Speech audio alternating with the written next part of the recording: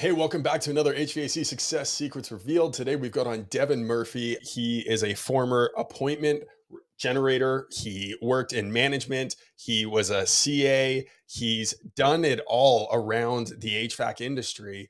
But now he has started Reignite Sales Solutions to help business owners generate more revenue out of their existing database and current opportunities that are starting to go a little stale because most sales reps don't do any follow up. Thad, what was your favorite part of this episode? Look, the Swiss Army knife of Devon dropped some nuggets here, and I say Swiss Army knife. You've done a lot of things, like Evan alluded to, but it was the economic state in talking about the economy and what's potentially going to happen in 2024 and some ways that you can get in front of it as a business. It was a great topic. I really love that. So be sure to pay attention to that. Devon, how about yourself? What was your favorite part of today's show? One of the things we talked about was the impact of how slow things are and your ingenuity and creativeness when it comes to filling that job board. So if you're someone who's really concerned with, losing guys or having guys sitting at home and trying to find work, definitely tune in and make sure you pay attention to our little segment there. That part was fantastic. I love the ideas that you came up with. And the last thing that we talked about was actually the way that you get paid as a business also is the same way that I think a lot of business owners need to look at their business itself, and incentive drives behavior. We talked at length about that and what it is that you can do for your team to help incentivize them to get them to be doing all of the right things. So tune into that part of the episode, but we do want to hear from you as well. So leave a comment down below during the show what your favorite part was and enjoy the episode with Devon Murphy. Hey, welcome back to another HVAC Success Secrets Reveal with Thaddeus and Evan. We have good conversations with good people, and any good conversation worth having is worth having drunk, even at 10:30 in the morning. Flashbacks to Stacy and Mike. Yeah, it wouldn't be the first podcast that we started at 10:30 in the morning with whiskey. Although I am having coffee today, so Good for you. At least one of yeah. us is being responsible. It's my second one, and I was delayed a little bit in having it. If I would have finished it before the show, I probably would have poured a whiskey. But I felt like drinking my coffee, so should have put some Baileys in it. But I that's my was just bad. going to say, missed opportunity. Missed opportunities, all good. Awesome. Well, today we've got a wonderful guest who is no stranger to our show. He's been on a couple times, Mr. Devon Murphy. Devon was a comfort advisor out in California, crushed it in that role, ended up moving out to Indiana and stepped into more of a management role at a couple different locations out there where he was helping grow teams, grow the sales department, crushed it in all his roles there. And now he has stepped out of the HVAC businesses and has started his own business where he is really diving into how can he activate your database in a multitude of different ways. One of the big ones is rehash, because there's so much missed opportunity in the follow-up. I believe Mhm. when I was selling Cutco knives, I had a mentor of mine. One of the things that he always preached to me was the fortune is in the follow-up, because that's the thing that nobody does. And I know when you and I work together, you constantly preach the amount of touches that it takes before somebody makes a decision on the sale. And it's remarkable how much missed opportunity is out there just by not staying in contact with people. I wish I had the LinkedIn little graphic thing on. It used to be up on my board beside me in my old office because it would the amount of times that salespeople would stop after. They stop after, I think it was like on average three touch points, but most times it takes 8 to 12 times in order for the follow up to be able to then make a decision, right? So it's a super important thing with rehash, but also you look at what's coming in 2024, not just rehash, but that whole outbounding your database too, right? And looking at what you can do there to be able to continue to grow your business. If you're slow, well, when's the last time you called your people, right? When's the last time you called your customer list? When's the last time you've offered anything in that magnitude to them? Because there's a gold mine for a lot of businesses that is just sitting there because you're waiting for the inbound. Well, sometimes you just got to go out and make shit happen. Kind of like this podcast where we made shit happen, and then we got some sponsors, and this show would not be possible without our sponsors Chirp, Elite Call, and On Purpose Media. Let's go ahead and start with Elite Call. Hey, look, they're a US based call center for the home services. They've actually been around for 20 years. and been outbounding client databases, filling dispatch boards with service and sales opportunities, boosting memberships like no other. They don't make just calls either. They actually directly integrate right into the business, integrate your CRM, giving you a seamless experience. So let Elite Call connect with your customers first. Visit them today at elitecall.net. Love Elite Call. And if they're not answering the phone call, well, you got Chirp. Transform your home service business with Chirp, the ultimate automation toolbox. Capture more leads, connect instantly, skyrocket your sales. Chirp integrates seamlessly into platforms like Service Titan and House Call Pro, offering those automated texts, the email follow-ups, even ringless voicemails. Boost your Google reviews and your customer loyalty. And what we're talking about today, rehashing through the text message and email follow-ups. Getting in front of your customers more frequently. Schedule your demo today and get an exclusive 25% off your first 3 months. Visit chirp.com/HSSR. That's chirp with 2 I's, CHIRP.com/HSSR to boost your revenue today. Perfect. And if you want more opportunities, well, hit us up on purposemedia.ca, your go-to home service marketing company. Websites, check that off. Increase visibility on search engines. Yep, big old check mark there. Targeted traffic through effective pay-per-click ads. Also a big old check. Turn your online presence into a powerhouse. Hit up onpurposemedia.ca. Powerhouse of lead generation. Onpurposemedia.ca is where you want to go for that. And without further ado, let's rock and or rolla. 5, 4, 3, 2, 1. Welcome to HVAC Success Secrets Revealed, a show where we interview industry leaders and disruptors, revealing the success secrets to create and unleash the ultimate HVAC business. Now your hosts, Thaddeus and Evan. What's up, buddy? Dude, your opening video is awesome. Isn't it?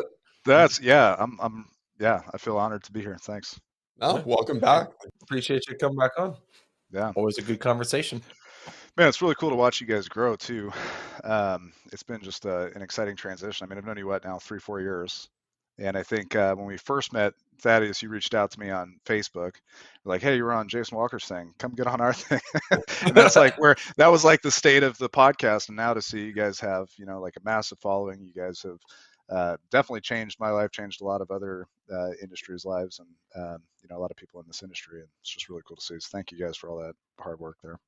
Appreciate that. And thank you so much for those kind words. That's why we do the podcast, really, is to provide value to as many people as we possibly can, to be able to help out as many people as we possibly can. And I love when we hear that message from guests especially, but I even remember conversations from individuals that send a message and they just say, "Thank you for doing it. I took this one thing." And I mean, one of them was he was a band teacher or band camp director. And he's like, "I listen to your guys' podcast, so I take actionable steps and things from my business too." He's like, "I don't even own an HVAC business. I don't even know how I found a podcast, but I love it and I watch it." And I'm like, phenomenal, right? And so it's just changing lives, and being able to do that in a value first way is what it's all about. So appreciate you.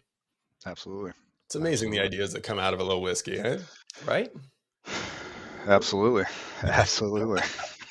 Sweet, man. Well, the journey to get to where you're at now with the rehash, it started as a comfort advisor. You went into management. Why rehash? Why was that the thing that you wanted to dive into? And then the database reactivation. It's interesting that you asked that, because I started off, like you said, actually, like way back, you remember, as an appointment generator, Right. then a CA, then a service manager when I knew righty tighty lefty loosey. That was about it. Then a CA, then kind of have changed positions or changed roles throughout my career. And man, I'm going to be honest with you, it's just been a bunch of banging my head and trying to figure out what am I best suited for and where do I offer the most value. And where do I feel like I'm making some sort of impact? And I remember the first couple times I've talked with you guys when I was on your show or when I was on Jason Walker's show, I go back and I listen to that and I think, man, the man that I was then compared to the man that I am now, I was like an arrogant asshole then. Now I'm probably still an arrogant asshole, but I feel like I'm getting a little bit more wisdom. How much has changed? Yeah. And as I continue to progress forward, I'm like, man, like I really want to change the way that I do business, the way I operate and interact with people, into how can I add value and how can I help them. So back on July 5th, I had a really great role, was in a really great spot, decided to do some moonlighting just because that's the way that I am, got fired, just going to be honest with you guys. And, I was like, had a moment of like, all right, I got to really just shift and change. Where do I add value? Where can I be happy so that I'm not tempted to do those things? And it's like every time I've worked for somebody else, I've always felt constrained in my ability to help or ability to perform or whatever it might be, right? So July 5th, my partner and I, Andrew, who has been through the absolute ringer with me, started our business. We created an entity and we're like, all right, we're going to do revenue optimization. Let's figure that out. We'll help people with sales. We'll do some training, whatever it might be. Started traveling all over and we did some really cool stuff. We went to, places like in Kentucky and Arkansas and Texas. We were traveling around and working with these companies and making an impact. Like one company specifically was like, we have no calls on the board. What do we do? We're like, let's door knock. So we took a whole group of people to door knock, generated enough revenue. And then I was working in the office, took even the HR guy, the fucking person filing papers was like, we're all making phone calls and booking appointments today. Got their schedule booked up and we're like, okay, clearly there's a need here for getting work on the board. And when people don't have money to spend on marketing, like pay-per-clicks getting super competitive, the Facebook ads are getting super competitive, all this stuff's getting super competitive. And unless you have like a really solid team, like On Purpose Media, little plug there, to help you with that spending, obviously you got to maximize the lower call volume. So like, cool, let's create a way. I love that. Let's create a way. Let's create a way to where we can without costing somebody a whole bunch of money and putting them into a poor financial situation. Let's find a way to fill people's schedules. Mm-hmm. So we got, creative on that, started working towards different ways to do that, both with training and with our actual service now, where we leverage the database.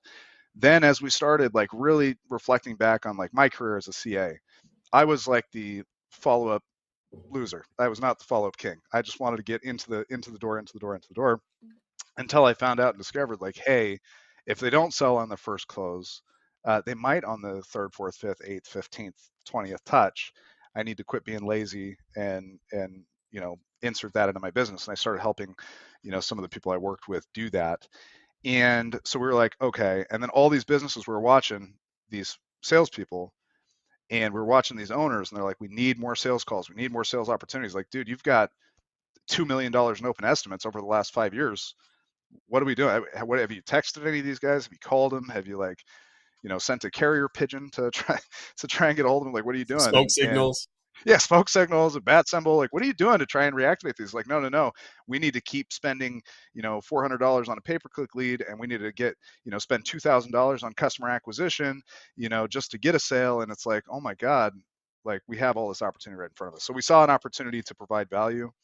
I saw an opportunity to create, job opportunities for people within our company, Reignite Sales Solutions. And like I said, Andrew, he's been through it with me, banging his head. He was actually a director over at a $1 billion, what do you call that, securities company? I don't know if I'm allowed to say it or not, but it rhymes with ADT. And so I was anyway. watching Thaddeus trying to think through. He's like, rhymes with ADT.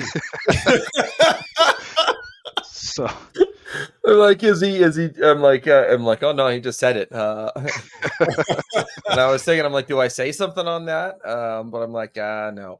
So by the way, I pulled up the sales statistics thing when you're talking about it, because I alluded to it at the beginning, and I wanted to pull it up, and I want to read this, because this is a powerful piece, and it's from the National Sales Executive Association. That's their source.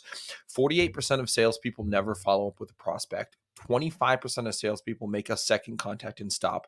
12% of salespeople only make 3 contacts and stop. Only 10% of salespeople make more than 3 contacts. 2% of sales are made on the first contact. 3% of sales are made on the second contact. 5% of sales are made on the third contact. 10% of sales are made on the fourth contact. 80% of sales are made on the 5th to 12th contact. Average. Oh yeah. And we're seeing that more and more too with like the current climate.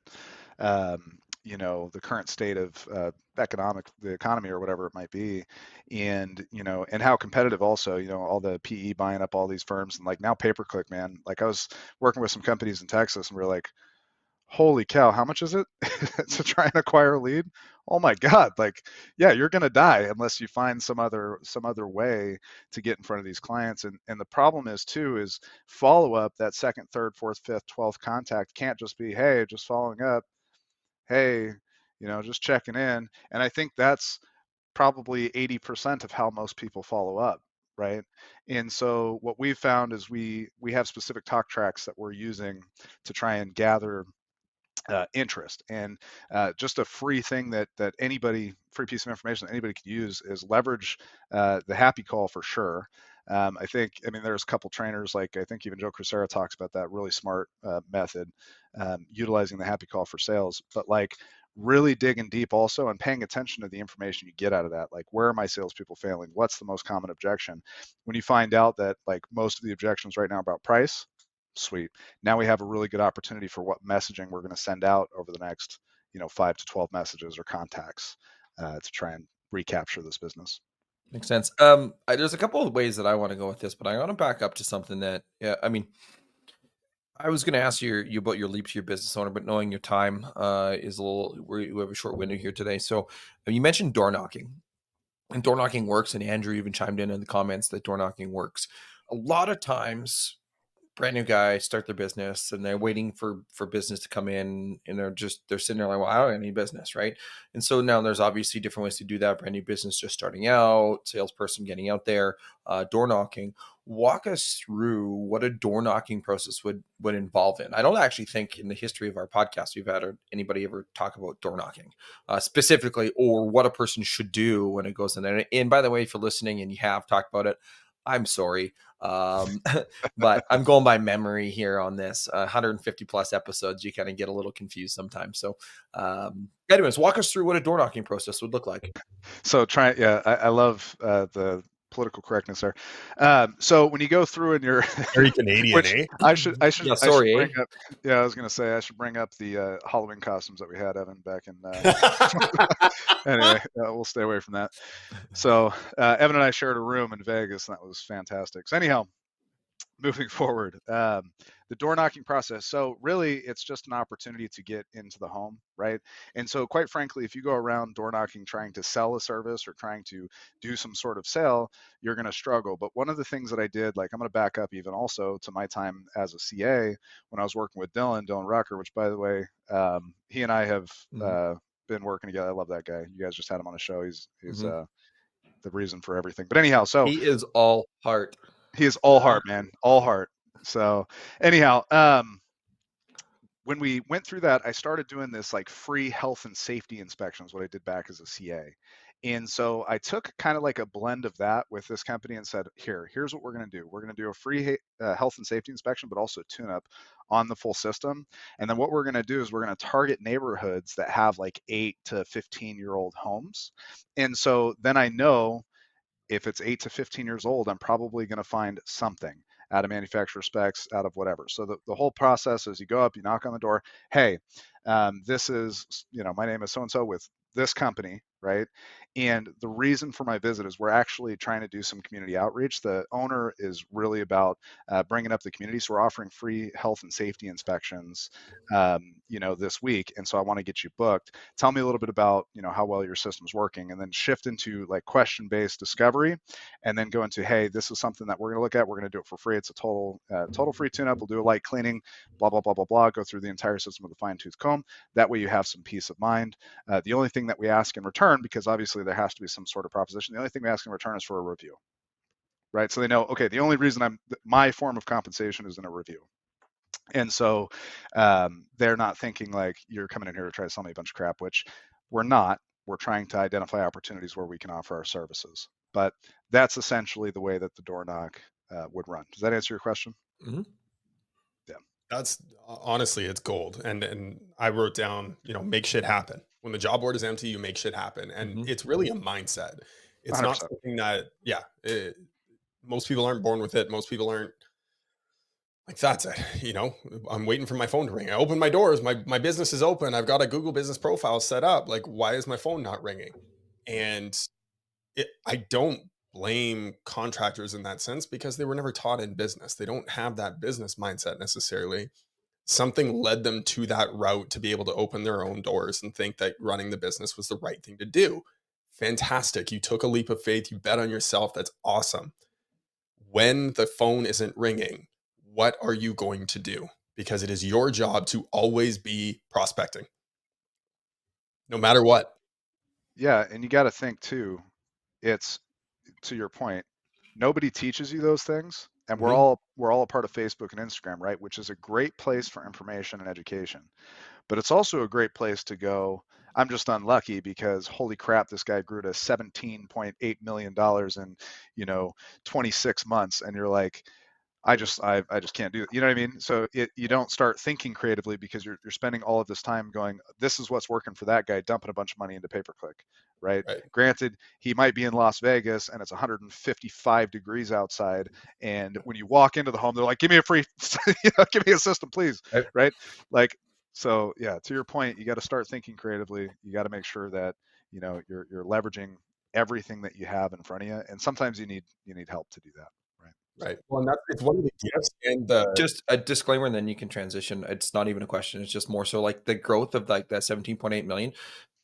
Not everybody wants that. Not everybody needs right. that, nor should you look at that as what you should hit.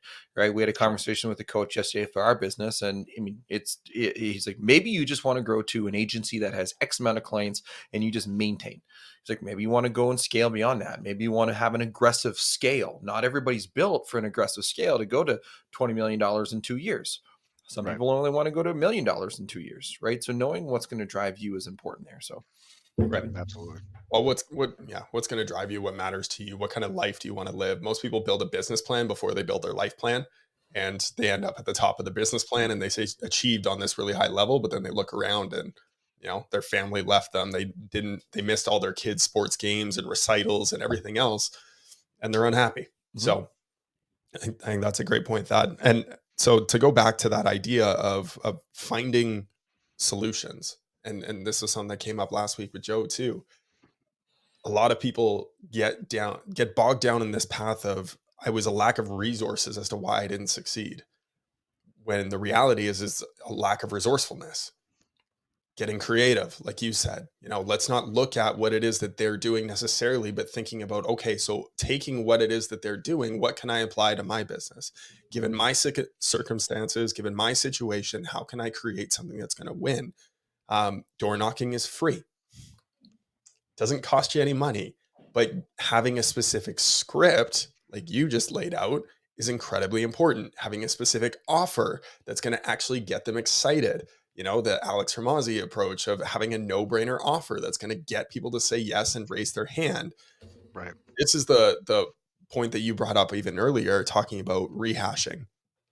Getting people to raise their hand, even if they pull their hand back down, is more important than the person who doesn't know you exist. So when you've got someone who raised their hand and pulled it back down and said, actually, I'm not that interested right now, I need time to think about it. How are you getting them re-engaged? Yeah.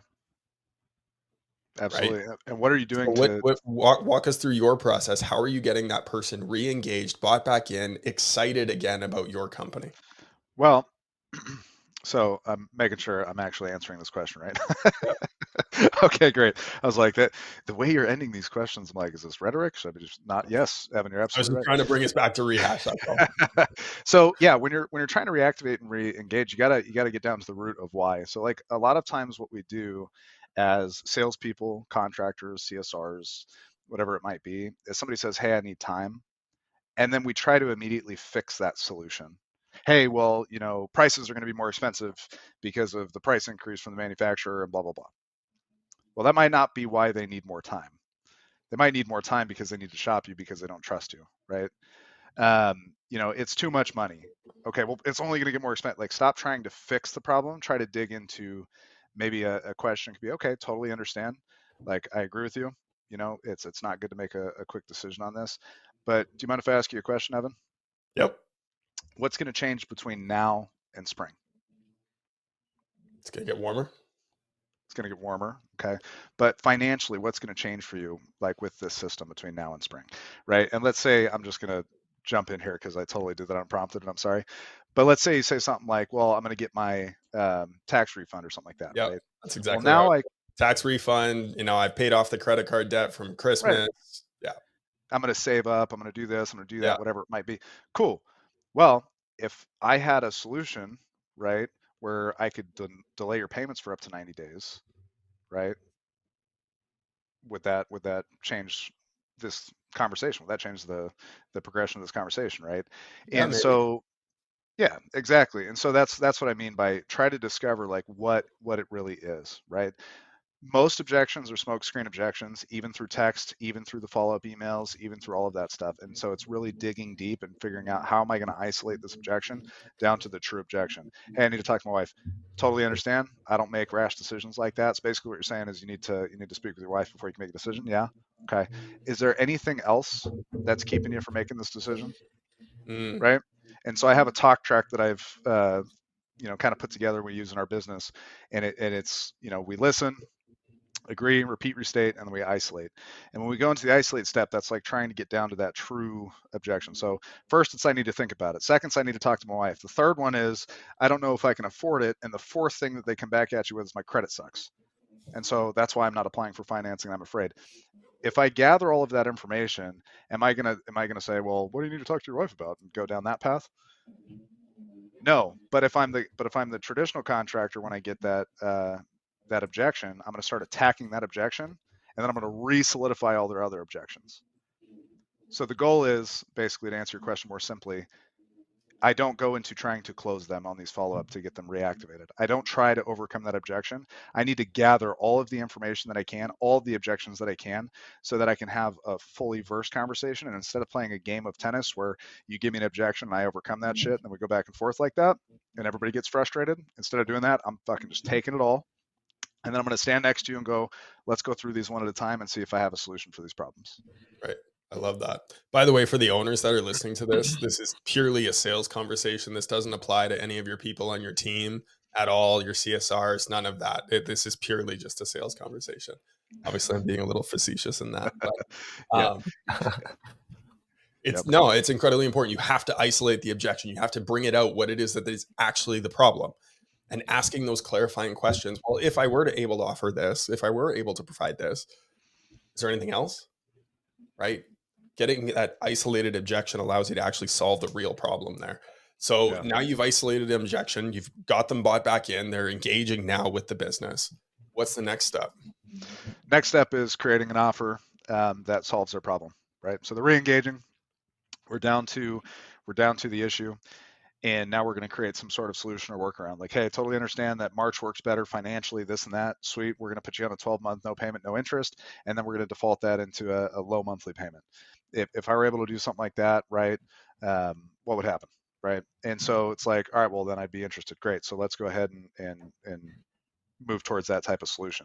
If I have, talking to the wife, right? Like I can go down that path, but basically just creating the offer to make the most sense for that situation. And then now we're gonna close the deal and move forward. We're gonna create a plan of action. A lot of times in rehash too, which is something that all companies need to think about, is you have thresholds for all your salespeople. Okay, so during the summertime, is anybody discounting jobs? Probably not. Probably not. You have a pretty decent wait list. You guys are full of installs. When you're really activating your rehash, it's times like right now where you're not getting calls on the board, you're struggling, and sometimes covering overhead is less expensive than not having a job at all. Mm-hmm. Right. And so that's another rehash strategy as well. Sometimes those offers are going to have to be like, look, I'm just getting this damn thing in this person's home and I might make $500 as a business on it. And oh, well, right. At least my guys employees didn't cost me today.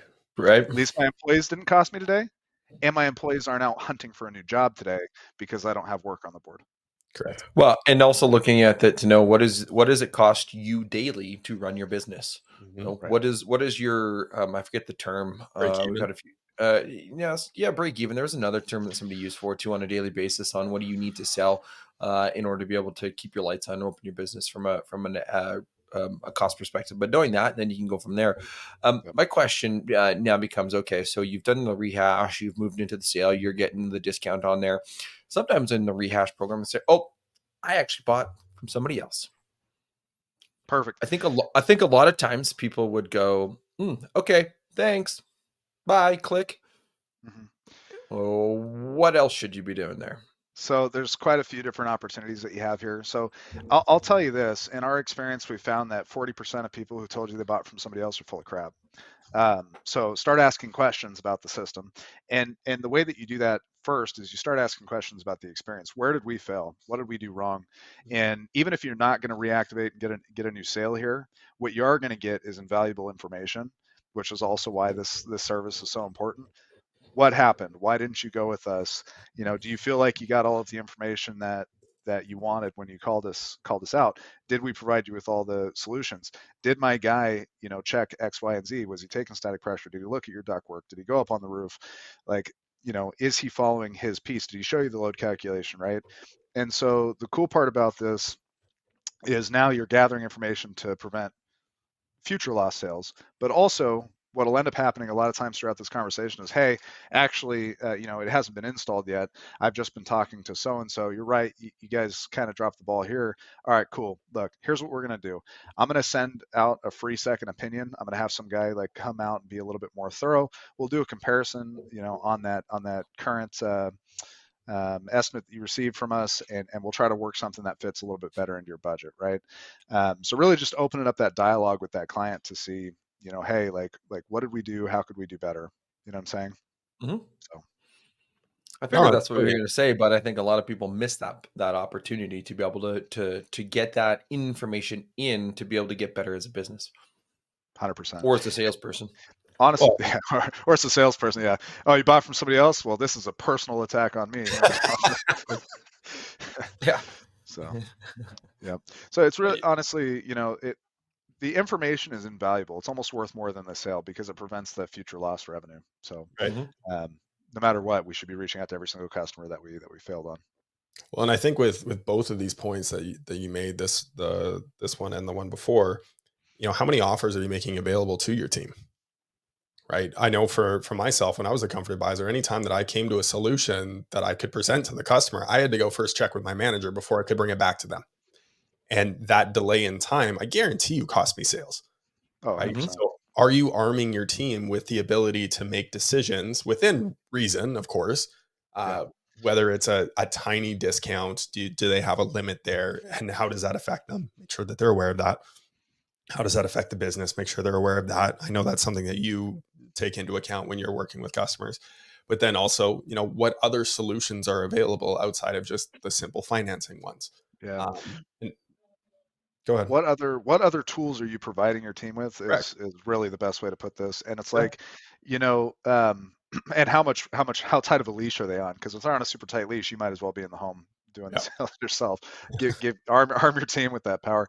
So to answer your question, obviously, the number one thing that we strive to do is add additional service or add additional accessories or create additional value first before you ever discount, before you ever take money away, because $150 I'm going to spend on this air purification with the 15 minutes I'm going to put it in, right? I might as well give that to them for free and lose $1,200 of revenue or discount $1,200, but really I'm only out, $200 or so.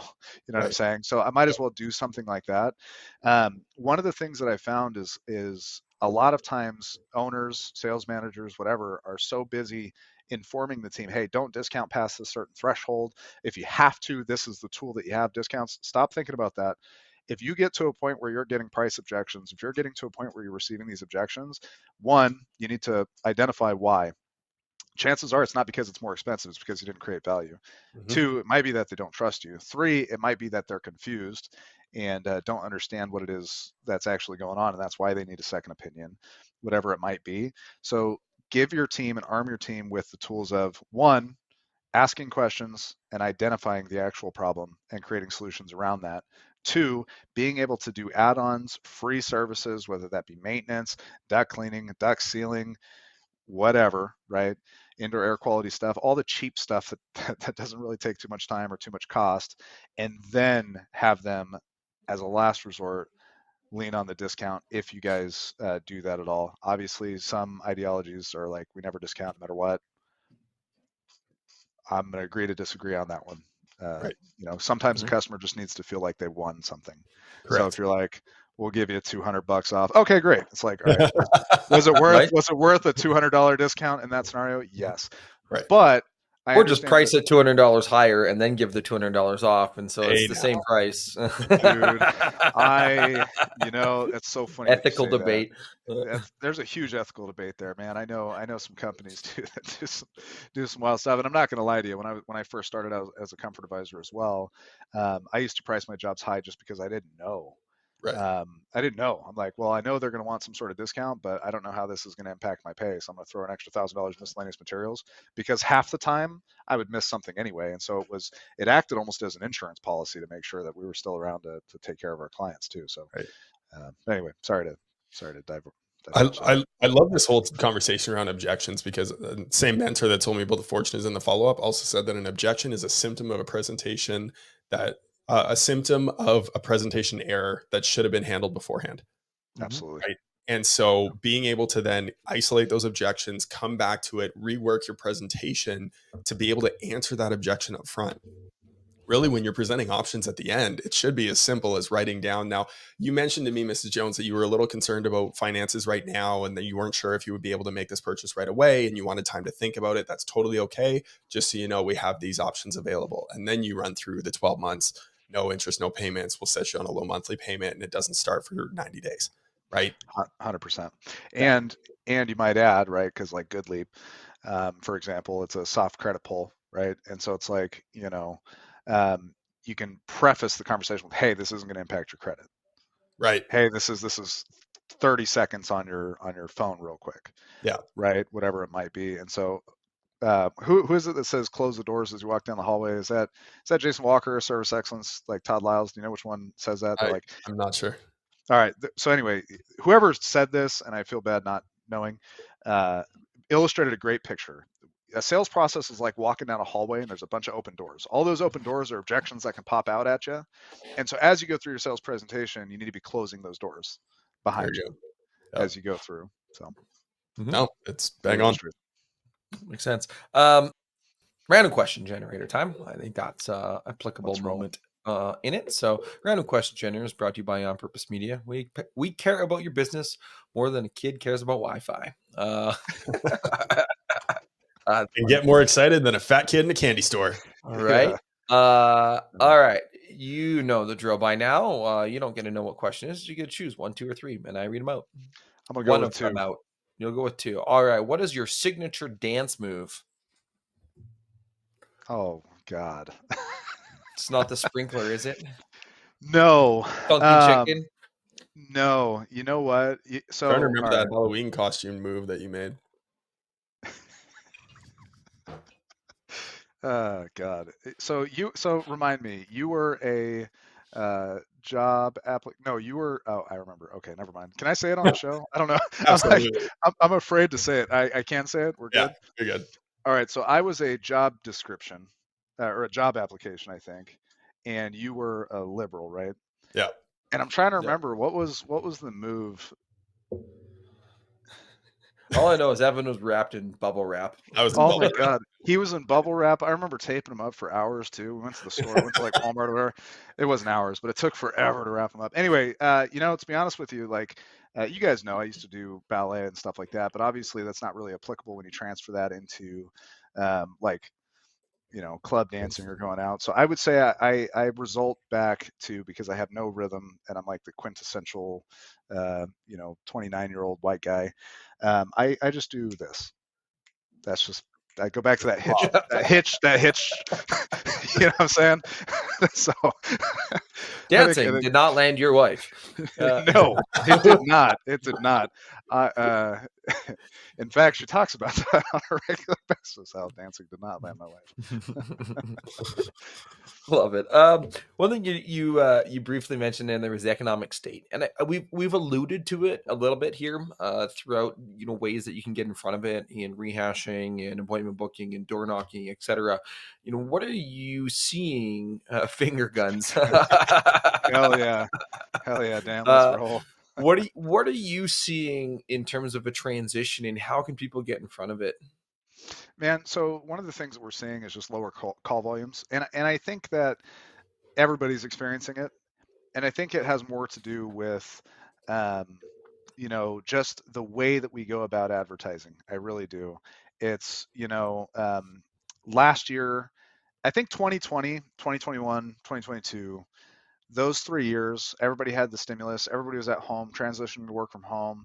There wasn't really as big of an upset economically. And so I think contractors, salespeople, myself included, kind of got used to an abundance after like things started to open back up. You know what I mean? And so I think our mindset going into our expectation around marketing and being able to generate calls went into, I just do less work. Does that make sense? I don't have to hustle like we had to years and years prior. And so I think we're not actually seeing super low call volume that's like totally unexpected. I think we're just getting back to a state of normalcy. So, all right, I got a 6-minute warning, which means stop dragging on. No, that was for Evan. That was for Evan. That was for not for you. You keep You're going. good. So You're good. Anyway, so back to a state of normalcy. And so what it really means is, hey, I need to hustle and get creative, and I need to just find, like to your point, I need to be more resourceful. It's my job as the owner. It's my job as a salesperson. It's my job as a leader in this company to make sure that all of my people have work. And so that means I need to go and hammer and hit home on everything that isn't being saturated. Everybody is experiencing something, so everybody's dumping money into pay-per-click and some other things. We need to get creative. We need to do things that other people aren't. Out here in the Midwest, one of the things I notice is like Yelp doesn't even exist out here. Like imagine if you dumped a little bit of money into Yelp, you'd probably experience quite a bit. I remember Ishmael Valdez said, nobody's buying up billboards. So what did he do? He just bought up a ton of billboards. Mm-hmm. Did it make a difference? I think it did, because nobody else was doing it. And every time you drove anywhere in Southern California, you saw Next Gen big fat sign. Even when you were driving by his competitors right in front of their shops, you would see Next Gen sign. You know what I mean? And I think it made an impact. So just get creative and start doing the things that other people aren't. No, it's 100% it, and it's creating opportunities for the business. Right. At the end of the day, that's really what it is. And it's interesting. There was a friend of ours in the marketing space that was delivering a message around this exact same topic, which was, as a marketing company, our old thing was we need to be problem solvers. We need to come up with solutions. We need to come up with ideas that are outside the norm. And a lot of marketers, both in business and marketing companies themselves, got really lazy with Google and Facebook because it was so easy to put up blue letters on a page and get people to click on them and just try and outbid competitors because most people weren't doing it at that point. Now that space has gotten really competitive, and so you have to get more creative in that space as well. But what are you doing right now as a business to try and get in front of people and do things that are a little bit different? If your technicians aren't busy, give them a sign and tell them to go spin it on the corner and learn some skills there. Yeah, maybe think about, maybe nobody's doing that, but maybe there are certain activities nobody's doing for a reason, right? Yeah, exactly. That might be one of them things. Right? You should follow HVAC Reefer Guy on Instagram. He had this video of this guy, and he was like piping, and he was dancing and like twerking and twirling and dancing and like it was absolutely hilarious. But I mean, just don't do that. But here's an off the board idea. We talked about door knocking. Okay, so go leverage and utilize that strategy. If your team isn't busy, they might not want to go door knock, but if you spiff them, they might. Right. And so now you incentivize something that you want them to take action on. Could be a short-term gap. I mean, it could be a long-term gap too, right? If you wanted to, or a long-term thing, if you think that there's movement in there, but thinking also some of the creative ways to get your team to do some of those things also helps out, right? Not just you and what you can do. What can you help your team do to help your business out? Absolutely.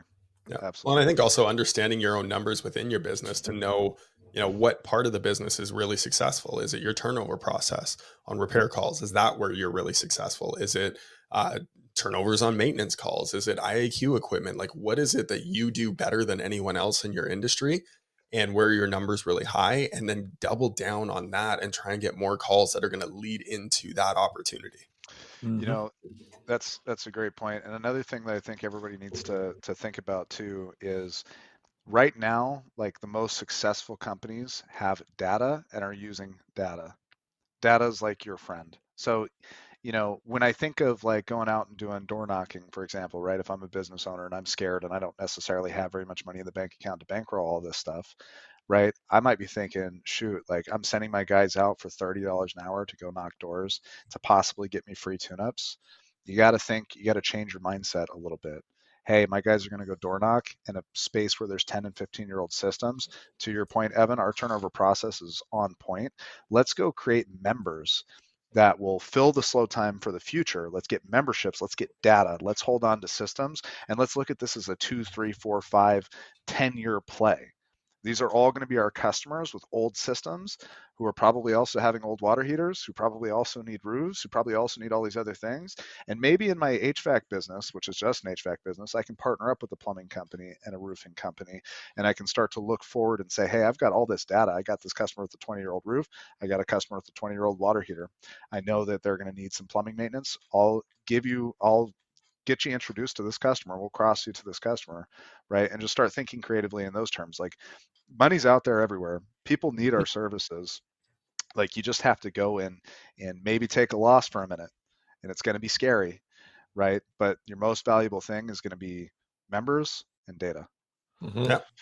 Well, what about partnering with a real estate agent that's local and say, hey, if you've got a listing Yeah. that's got an old system that needs to get replaced before you sell this home, we'll come in, we'll replace the system. Yeah. We'll ask, and you don't pay till the house closes, Dude, right? Within 90 days, I'd probably put like a caveat on it, something like that. But, why not get creative that way? 100%. And Dylan Ruckerbeck at Allheart was really smart when it came to that. We used to charge for um, anytime we got the objection that I'm selling my home or anything like that. We actually had an inspection, like an inspection ready HVAC service. I can't remember what it's called. Hopefully we can get that from him. But we would go out and make sure the home was ready for sale, and we would have a full system report that we'd be able to hand over to assist in that sale. So yeah, getting creative on those terms too. Like real estate agents need that assistance because we all know inspectors go in and they're like, yeah, there's air coming out of this vent, right? Right. And so that could be It's a hitting really, temperature, right? yeah, Yeah. it's hitting temperature. We're okay. It's a 5-inch duct in a 300 square foot room. It'll be fine. But if you have that report as a buyer, right, that's hugely helpful because now you're able to leverage in your sale. So as a real estate agent who is representing the buyer, like what a huge offering. Like, hey, I'm going to get you all this. Mm-hmm. Huge value. Well, and you look at, I mean, I don't know what your real estate market is there, but our real estate market's going bananas still. It's just crazy. So how can you differentiate yourself as a real estate agent too, right? When you add that in, you reach out to them with that value proposition for a differentiating factor. Shit. Well, and you just brought up a really great point. Who's desperate for money right now? Real estate agents.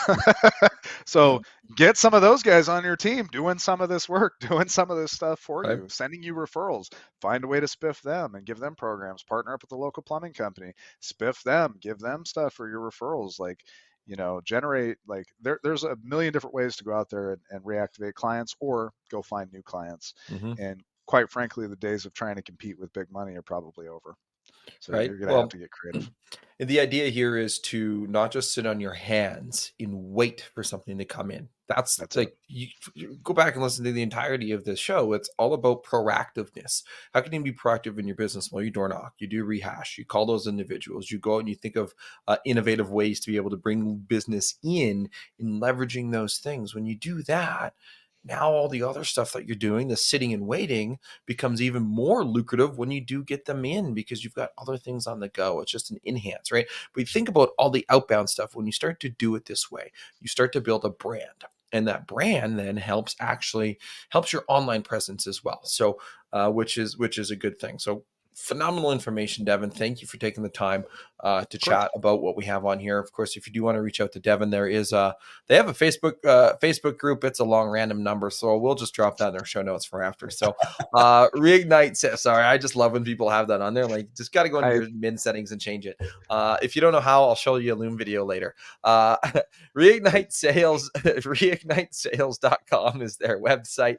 You can reach out to him, Devon at service-optimize.com. It will soon become Devon at Reignite Sales. It'll forward over, don't worry. It's 661-499-9691 in case you want to text him at 3 a.m. He would appreciate that. Or call him, whichever. And by the way, if any of these things that we talked about today, you don't want to implement for yourself in your business, especially around the rehash, especially around the database reactivation, Devon does offer these services. And one of the things that I think makes him the most unique is it's all paid for performance. Meaning if they don't deliver, you don't pay. So being able to hand over that list to them and say, hey, activate this for me, get the jobs on the board. That helps on that side. On the rehash side, the sale happens. Now you pay. Sorry, actually, you don't even pay then. Sale happens, install happens, you get paid. Now you pay.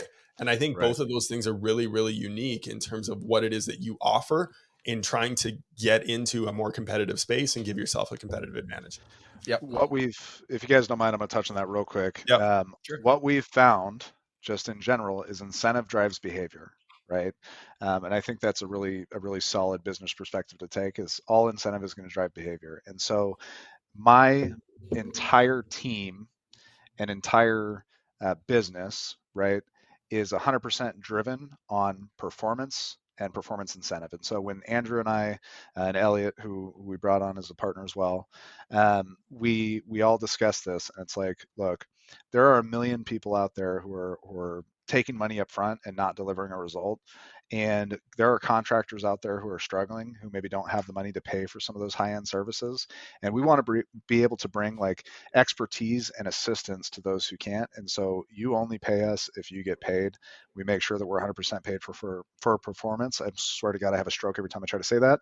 And 10 times fast. Yeah. Oh my God, I just can't do it. It's like my mouth. And so, but anyway, so 100% paid performance, right? And the thing that was so critical to me, just in my business in general, was like employees, myself included, always perform better when they have a little bit of skin in the game. And so our skin in the game is your success as a company. And the other thing that we try and do our best is we don't want clients to be our clients long term because they're not equipped to do it themselves.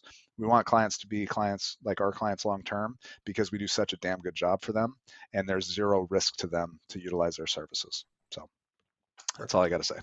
Cool. Well, I love that. And that paid for performance makes a lot of sense for a lot of individuals, right? To be able to have that in there. So as we do wrap up, we have one last question. Okay. What is one question that you wish people would ask you more, but don't? When can you start?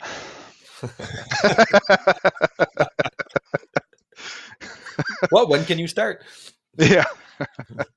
Well, so right now, so that's a great question, actually. Right now, we have about a 72-hour turnaround to where we can get through like the initial discovery phase to an actual like plan of action. And then it takes about, and we can get started dabbling kind of like automatically. And then what'll happen is we'll work with the company, get them onboarded. We do a weekly 15-minute meeting to like basically, hey, are we doing what you want? Where should we focus? Do you want us doing more rehash, more bookings? Like where are we at in the business? What's your capacity? Our favorite thing to hear from our clients is, hey, slow down a little bit. Maybe focus on some of your other clients. That's our favorite thing to hear. And so, but yeah, it's about 72 hours from initial discussion to getting into all of the data. And then it takes us about another 48 hours or so before we're able to fully integrate everything that we do. So approximately 5 days in total before you guys are up and running at full steam. Wow. Can impact quick. So when you call him and you make sure you have this conversation, make sure you heard about it on HVAC Success Secrets Revealed. Yep. Because we're on pay for performance as well. So every lead that comes from here. No. Yeah, and And back to the earlier in the show, when I pay them, I send their check by carrier pigeon. So Perfect. And they then we keep send getting lost. I don't know. right. You don't have pigeons up here, just Canadian Yeah. gooses. The gooses, yeah. The pigeons die when it's cold. So Yeah. appreciate you, Devon, for taking the Appreciate time. you I guys. knew you got to wrap up and we got to go. So Sounds good. I guess until next time. Till next time. Cheers. Cheers. Well, that's a wrap on another episode of HVAC Success Secrets Revealed. Before you go, two quick things. First off, join our Facebook group, facebook.com/groups/HVAC Revealed. The other thing, if you took one tiny bit of information out of this show, no matter how big, no matter how small, all we ask is for you to introduce this to one person in your contacts list. That's it. That's all. One person. So they too can unleash the ultimate HVAC business. Until next time, cheers.